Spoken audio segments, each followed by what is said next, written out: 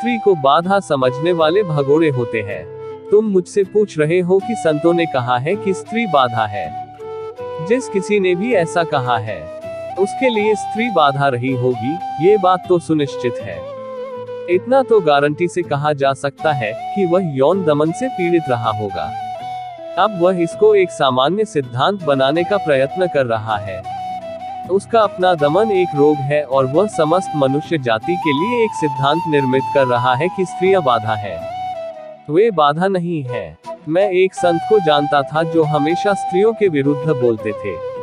मैंने उनसे पूछा, यदि स्त्रियां पुरुषों के लिए बाधा है, तब तो स्वर्ग जाने के लिए स्त्रियों की स्थिति कहीं बेहतर है, क्योंकि उन्हें तो कोई बाधा नहीं पहुंचा रहा। पुरुष तो स्त्रियों के लिए बाधा नहीं है। किसी संत ने ऐसा नहीं कहा है, कोई भी धर्मग्रंथ ऐसा नहीं कहते। इसलिए ऐसा लगता है कि स्त्रियां तो सभी स्वर्ग पहुंच गई हैं और पुरुष नरक में कष्ट भोग रहे हैं। स्वाभाविक ही है, क्योंकि यदि कोई बाधा है ही नहीं तो स्त्रियां जाएगी कहां?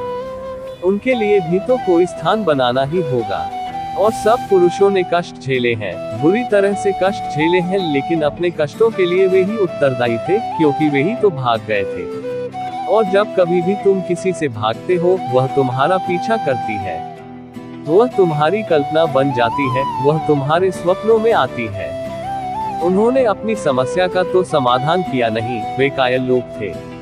मेरे लोग किसी से भाग नहीं रहे हैं। जीवन समस्याओं को हल करने के लिए सुंदर प्रयोग है। जितनी अधिक समस्याओं का समाधान तुम जीवन में करते हो, उतने ही अधिक बुद्धिमान तुम होते जाते हो। जीवन से भागना, जीवन से पलायन कोई उपाय नहीं है। यदि स्त्री तुम्हारी समस्या है तो कारण पता करो कि क्यों। शायद तुम ही कारण हो। शायद तुम स्त्री पर शासन करना चाहते हो। और स्वभावतः यदि पति स्त्री पर शासन करना चाहे, स्त्री अपने ही ढंगों से उसकी प्रतिक्रिया करती है। वह पति पर शासन करने का प्रयास करने लग जाती है। उसकी विधियां भिन्न है। पुरुष उत्तरदायी है स्त्रियों को अज्ञानी, अशिक्षित, असंस्कृत बनाए रखने के लिए। वे स्त्रियों को घर में लगभग कैदी जैसे बनाए रखने के लिए उत्तरदायी है। फिर अगर वे प्रतिक्रिया करती हैं तो कौन इसका जिम्मेवार है? तुमने उनकी सारी स्वतंत्रता, सारी आत्मनिर्भरता ले ली है। आर्थिक रूप से वे अपने पैरों पर खड़ी नहीं हो सकती। शैक्षणिक तौर पर तुमने उन्हें पूरी तरह से वंचित कर रखा है। प्रतिस्पर्धा के संसार में पुरुष के साथ वे लड़ नहीं सकती। पुरुष को समस्त विशेषाधिकार है, स्त्री को कोई विशेषाधिकार नहीं है। ये पुरुष का संसार है जिसमें सदियों से हर संस्कृति और हर देश में स्त्री को बस एक गुलाम की भांति स्वीकार किया गया है। अब यदि वह प्रतिक्रिया करती है, झगड़ा करती है, तुम्हारे जीवन को दुखी बनाती है, मैं सोचता हूँ ये बिल्कुल ठीक है। और उससे भागकर तुम जाओगे कहाँ? तुम स्त्री से तो भाग सकते हो, लेकिन तुम्हारे भीतर एक अंतः प्रवृत्ति है जो स्त्री को चाहती है, वह प्रवृत्ति तुम्हारे साथ जाएगी। तुम अपनी पत्नी से भागकर दूर जा सकते हो, लेकिन तब तुम्हारी वह अंतः प्रवृत्ति कहीं और समस्याएं खड़ी करेगी। लेकिन तुम बच नहीं सकते। पुरुष भी आधा है, स्त्री भी आधी है। उन्हें अलग अलग करने का सारा विचार व्यर्थ ही दुख निर्मित करता है, और दुखी हालत में चेतना का कोई विकास नहीं हो सकता। चेतना केवल प्रसन्नचित, आनंदित दशा में ही, जब तुम नृत्य करने की, गीत गाने की मनोस्थिति में होते हो, विकसित होती है। जिस संत ने ये कहा है कि स्त्रियां बाधा है, वह पलायनवादी रहा होगा। भगोड़ो, पलायनवादियों की बात कभी मत सुनो। संसार उनके लिए है जो संसार में रहे, पर संसार को अपने भीतर प्रवेश न करने दे। जो संसार में तो हो, पर संसार को अपने भीतर न होने दे। और यही तो संन्यास का संपूर्ण रहस्य है। तुम्हारे चरित्र का एक ही अर्थ होता है, बस कि स्त्री पुरुष से बंधी रहे, चाहे पुरुष कैसा ही गलत हो। हमारे शास्त्रों में इसकी बड़ी प्रशंसा की गई है कि अगर कोई पत्नी अपने पति को बुरे, मरते, सड़ते, कुष्ठ रोग से गलते पति को भी कंधे पर रखकर वेश्या के घर पहुंचा दी, तो हम कहते हैं, ये है चरित्र। देखो क्या चरित्र है कि मरते पति ने इच्छा जाहिर की कि मुझे वेश्या के घर जाना है, और स्त्री इसको कंधे पर रखकर पहुंचाई। इसको गंगा जी में डुबा देना था तो चरित्र होता। ये चरित्र नहीं है, सिर्फ गुलामी है। ये दास्ता है और कुछ भी नहीं। पश्चिम की स्त्री ने पहली दफा पुरुष के साथ समानता के अधिकार की घोषणा की है। इसको मैं चरित्र कहता हूँ। लेकिन तुम्हारे चरित्र की बड़ी अजीब बातें हैं। तुम इस बात को चरित्र मानते हो कि देखो भारतीय स्त्री सिगरेट नहीं पीती और पश्चिम की स्त्री सिगरेट पीती है, और भारतीय स्त्रियां पश्चिम से आए फैशनों का अंधा अनुकरण कर रही हैं। अगर सिगरेट पीना बुरा है तो पुरुष का पीना भी बुरा है, और अगर पुरुष को अधिकार है सिगरेट पीने का तो प्रत्येक स्त्री को अधिकार है सिगरेट पीने का।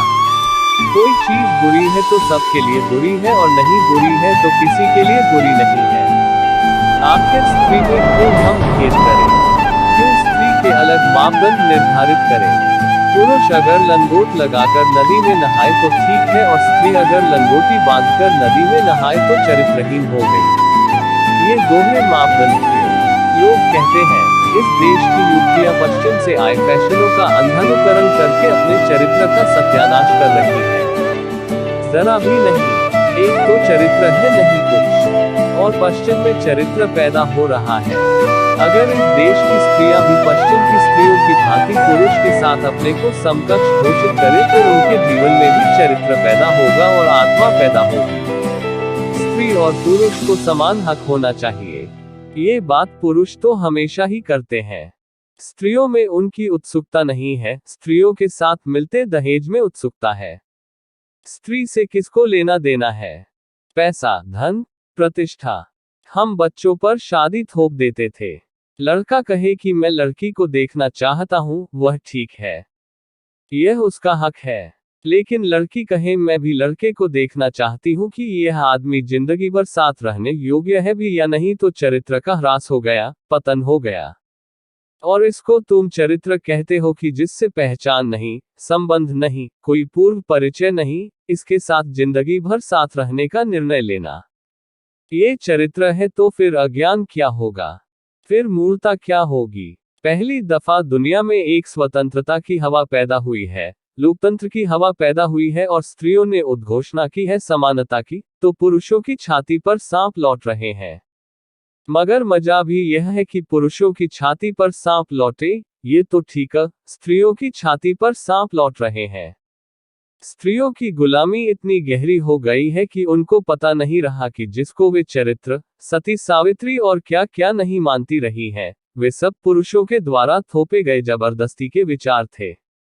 पश्चिम में एक शुभ घड़ी आई है। घबराने की कोई आवश्यकता नहीं है, भयभीत होने का कोई कारण नहीं है। सच तो यह है कि मनुष्य जाति अब तक बहुत चरित्रहीन ढंग से जी है, लेकिन ये चरित्रहीन लोग ही अपने को चरित्रवान समझते हैं। तो मेरी बातें उनको लगती हैं कि मैं लोगों का चरित्र खराब कर रहा हूं। मैं तो केवल स्वतंत्रता और बोध दे रहा हूं, समानता दे रहा हूं। और जीवन को जबरदस्ती बंधनों में जीने से उचित है कि आदमी स्वतंत्रता से जिए। और बंधन जितने टूट जाए उतना अच्छा है, क्योंकि बंधन केवल आत्माओं को मार डालते हैं, सड़ा डालते हैं, तुम्हारे जीवन को दूभर कर देते हैं।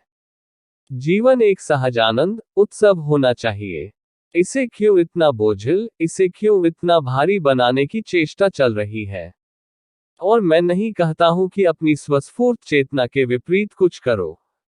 किसी व्यक्ति को एक ही व्यक्ति के साथ जीवन भर प्रेम करने का भाव है सुंदर, अति सुंदर। लेकिन ये भाव होना चाहिए आंतरिक, यह ऊपर से थोपा हुआ नहीं, मजबूरी में नहीं। नहीं तो उस व्यक्ति से बदला लेगा वह व्यक्ति, उसी को परेशान करेगा।